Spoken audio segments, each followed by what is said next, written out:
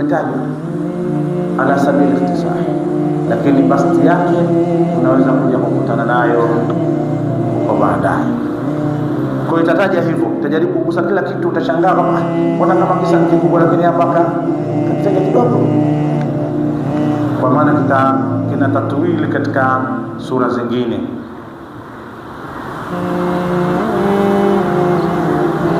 Na hapo nasema al-bahr,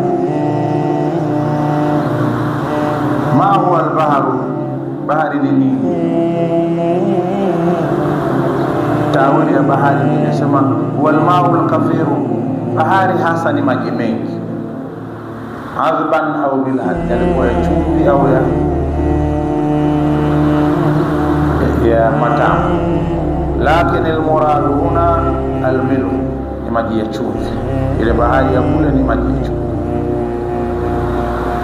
Tunasema bahari, maji mengi, tunasema maji mengi yakaitwa bahari. Sema ndio Kiswahili, Waswahili wanasema maji ya kifuu ni bahari kwa sisimizi. Kwake yeye anayaona ni mengi, kwa kweli unapiga teke unaondoka zako, lakini kwa sisimizi ni bahari. Kwa hiyo kwa maana kwamba ni kila ambacho wewe utakiona kwenye mtizamo wako kwako mkingi, basi bado kinasilihi kuitwa bahari. Sinaeleka vizuri?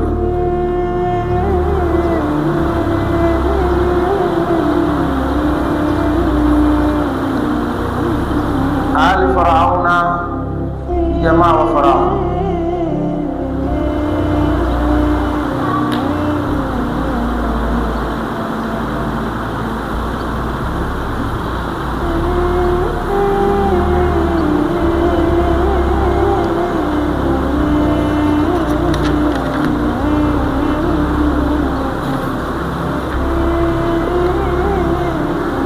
Wa idha wa'adna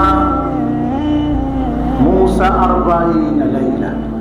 Anataja tena jambo jingine Mwenyezi Mungu, kumbuka wakati tulipomwahidi Nabii Musa 40 laila, siku 40.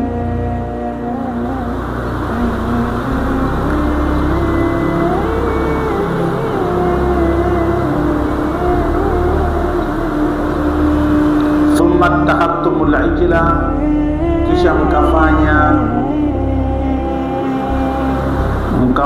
kuwa ni Mungu mwanadamu, mkamfanya kuwa ni Mungu mwanadamu, min ba'dihi,